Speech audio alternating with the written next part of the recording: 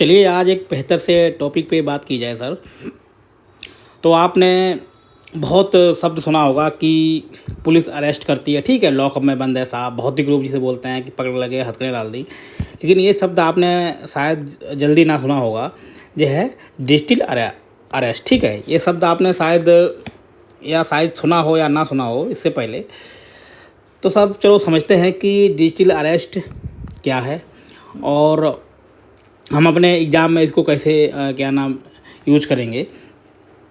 तो सर हमारे जो यूपीएससी और पीसीएस में जो भी एग्ज़ाम है उसमें साइबर जो सिक्योरिटी संबंधी, जो भी आंतरिक और बाह्य सिक्योरिटी संबंधी जो हमारे प्रश्न पूछे जाते हैं, उसमें एक डिजिटल सिक्योरिटी भी सब्जेक्ट ठीक है, उसमें विषय है।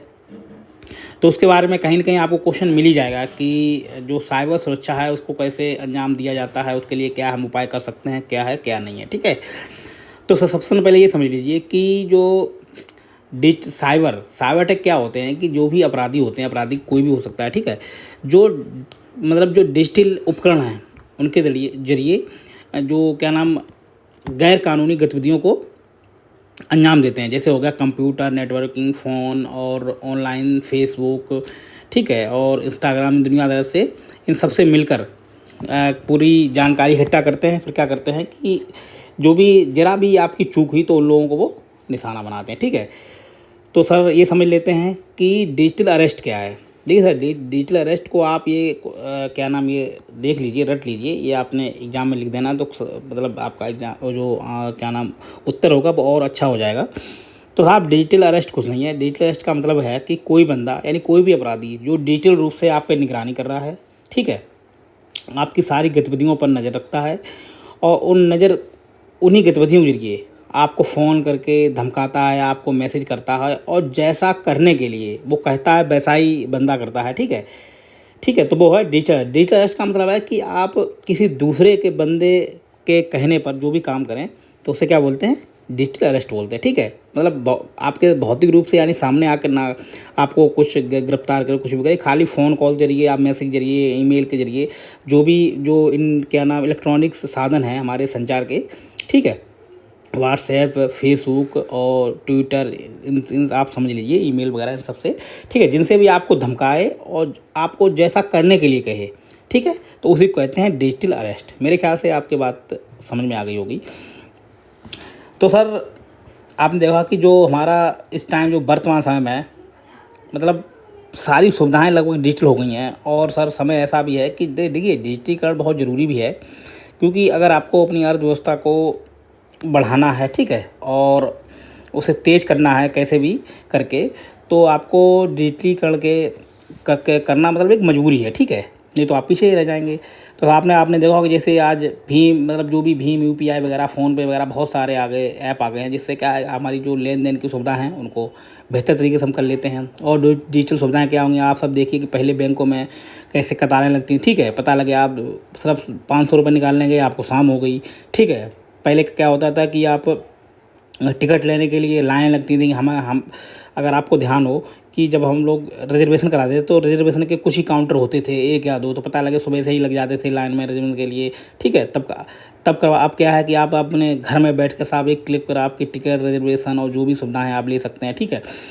तो मतलब डिजिटलीकरण से बहुत सारे फ़ायदे भी हुए हैं। तो आप इसमें अपने जो भी जो क्वेश्चन मिले साइबर सुरक्षा से, तो उसमें लिखिए कि डिजिटलीकरण के क्या फ़ायदे हैं, क्या लाभ हैं, ठीक है।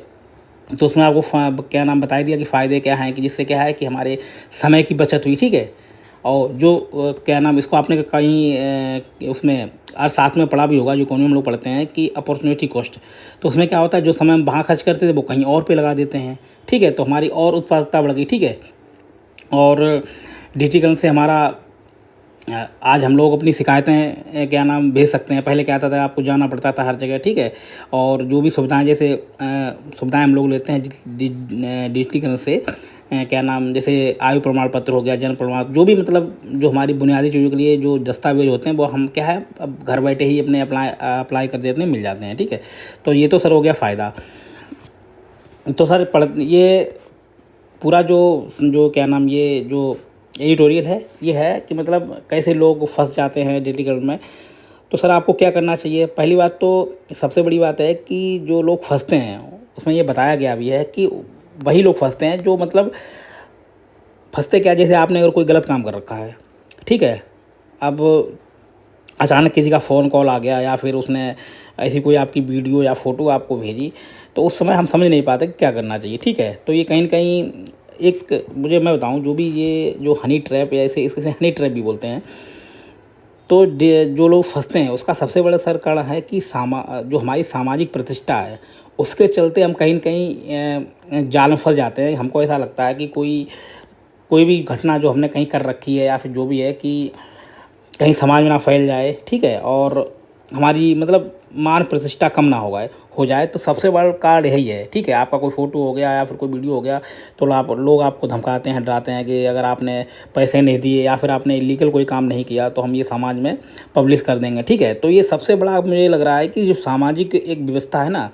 उसका सबसे बड़ा कारण है कि लोग उसमें फंस जाते हैं। कहीं उन्हें डर रहता है कहीं बात फैल ना जाए, घर में ना चली जाए, ठीक है।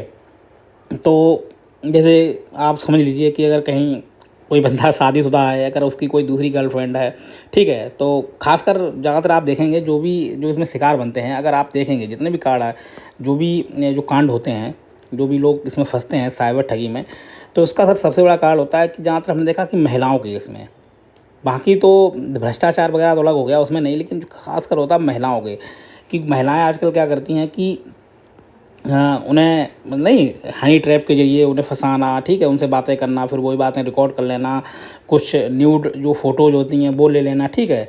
और आप देखेंगे 80% मेरे ख्याल से जो केस आते हैं वो क्या आते हैं महिला पुरुष के संबंधों संबंधित, मतलब उनके जो संबंधों से, जो भी इलीगल जो संबंध होते हैं उनसे संबंधित होते हैं। तो इस चीज़ आपको बचना चाहिए। तो सर ये तो हो गए लाभ, और कैसे हमको इससे बचना चाहिए। तो सर वही है कि आप, ठीक है, जो भी कोई अनजान कोई आपको ईमेल प्राप्त होती है, अनजान आपको कॉल प्राप्त होती है, तो उससे बचना चाहिए। और ख़ासकर अपनी जो निजी आपकी लाइफ की जानकारी है वो साझा करने से बचें।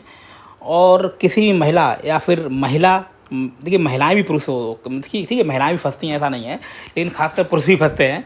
तो चाहे वो महिला हो चाहे पुरुष हो, तो आपको अपनी ऐसी जानकारी साझा नहीं करनी चाहिए जो आपकी निजी ज़िंदगी से बहुत ही, मतलब आपके परिवार से जुड़ी हों, या फिर आपके कोई अगर जॉब वाला है तो आपके संगठन से, ठीक है, जुड़ी हों। ये जानकारी साझा करने से बचना चाहिए। और देखिए एक बात और सुनिए, इस डिजिटल दुनिया में आप देखिए कि फेसबुक पे आपने सुना होगा कि इतनी फर्जी आईडी बना के लोग अपना दूसरा का फ़ोटो चिपका के, ठीक है, आपसे क्या नाम, आपका नंबर मांगते हैं, ठीक है, आपकी निजी जानकारी मांगते हैं। तो पहली बात तो कि आपको ये जानना चाहिए कि क्या बंदा जो सामने वाला है पर्दे के पीछे, क्या सच में वही बंदा है। तो अगर आप किसी से दोस्ती वगैरह करते भी हैं तो साहब 1-2 बार के बाद उससे फिजिकली मिलिए। फिजिकल का मतलब है भौतिक रूप से मिलिए जाके, ठीक है, कि हाँ बंदा जो फ़ोटो लगाए हुए है, जो कॉल कर रहा वही है, पता लगे कि आप जैसे लड़की की आवाज़ आ रही, हो सकता है लड़का हो, या फिर लड़के की आवाज़ हो सकता है लड़की हो, ठीक है, तो कोई भी हो सकता है। तो इन चीज़ों से बचना चाहिए। और अपने जो भी पासवर्ड हैं, ठीक है, उनको आप थोड़ा गोपनीय रूप से रखिए। और ख़ासकर ठीक है, यही ज़्यादातर उसमें आप कार्ड लिख सकते हैं। बचाव, देखिए बचाव आपको सब मालूम है, ऐसा कुछ नहीं है कि जो हम कुछ नया आपको बता रहे हैं। जो भी चीज़ें इसमें लिखी हैं वो आपको सब मालूम है। बस क्या है, थोड़ा आपको विवेक का यूज़ करना है। विवेक का मतलब है सही गलत की पहचान आपको करनी है और थोड़ा सजग रहना है। देखिए डिजिटल अगर आप देखेंगे उपाय सिर्फ ये है, आप अगर एक आंसर में लिख देंगे कि सबसे ज़्यादा है जागरूकता और सजगता। उसके लिए देखिए और एक उपाय आप लिख सकते हैं कि सांगठनिक उपाय क्या हो सकते हैं। ये तो हो गए खुद पे। तो सरकार को भी ये चाहिए कि जो डिजिटल ढांचा है उसके लिए, ठीक है, कुछ कानून, मतलब कानून तो हैं लेकिन और उन पे स्ट्रिक्टली कड़ाई से उनका पालन किया जाए। और चलो कुछ पढ़ भी लेते हैं साहब, ठीक है, जैसे कि ये है, ठीक है, देखिए ये है कृत्रिम बुद्धिमत्ता विकास से जहाँ अनेक आसानियाँ हुई हैं, इसके वही दुष्परिणाम है। तो क्या है कि जो साइबर अपराधी हैं वो नए नए तरीके ढूंढते हैं, ठीक है, मतलब ये समझिए कि जितना आप सोचते हैं उससे कहीं गुना, क्योंकि वो सब विशेषज्ञ होते हैं। तो क्या चाहिए कि जो हमारी जो पुलिस व्यवस्था है, जो भी साइबर क्राइम है, जो भी इसमें जो भी क्या नाम एजेंसियां लगी हुई हैं, तो उनका समय के साथ क्या नाम प्रशिक्षण होना चाहिए, ठीक है, उपाय लिख सकते हैं। उसके बाद क्या एक और आप पॉइंट अच्छा लिख सकते हैं सर, कि जैसे सीमा पार, जैसे बहुत क्या है कि बहुत सारे कांड होते हैं वो ना सीमा पार के बैठ के होते हैं, मतलब हमारे भारत से बाहर देशों में आस पड़ोसी या अन्य जगह से होते हैं जो भी कांड किए जाते हैं, ठीक है। तो आपको तो क्या चाहिए कि सरकार को जो अन्य सरकारें हैं उनके साथ जो भी साइबर सुरक्षा से उनकी एजेंसियाँ, उनके साथ समन्वय स्थापित करना चाहिए, ठीक है। और मतलब आपसी समन्वय के कानून लाने चाहिए, ताकि अगर कोई बाहर से क्या नाम ये गैर कानूनी गतिविधियों को अगर वो अंजाम दे रहा है तो उनका पता लगाया जा सके, और बाहर कोई बंदा अगर वहाँ पे है मतलब अन्य देशों में, तो उसके साथ उसे अरेस्ट करके अपने देश में भी लाया जा सके, ठीक है। तो ये हो गया संस्थागत उपाय। और सबसे बड़ा सर उसमें उपाय है कि आत्म जागरूकता। ये बात आप ध्यान रखिए, जब भी आपसे कोई अनजान कॉल, जब भी ईमेल और कोई फ़ोन कॉल्स आए, तो उसे जांच परखिए और उससे एक बार फिजिकली जाके ज़रूर मिलिए, ठीक है। तभी दोस्ती बढ़ाइए, नहीं तो साहब फंसने के बहुत चांस हैं। और आप एक पॉइंट लिख सकते हैं कि डिजिटल जो साइबर अटैक हो रहे हैं, उसका सबसे बड़ा क्या है कि साहब हमारी जो अर्थव्यवस्था है उसको बहुत बड़ा ही नुकसान पहुंचाते हैं। हम लोगों को पता नहीं चलता है। आप मुझे पता नहीं कि शायद हज़ारों, मतलब भारत पे देखा जाए कि रोज़ाना के लगभग हज़ारों अटैक होते हैं। अटैक का मतलब है कहीं ना कहीं डाटा चुराने की कोशिश करते हैं, ठीक है। और तो आप लिख सकते हैं कि डिजिटल जो साइबर अटैक है वो हमारी अर्थव्यवस्था को बहुत नुकसान पहुंचा रहा है, ठीक है।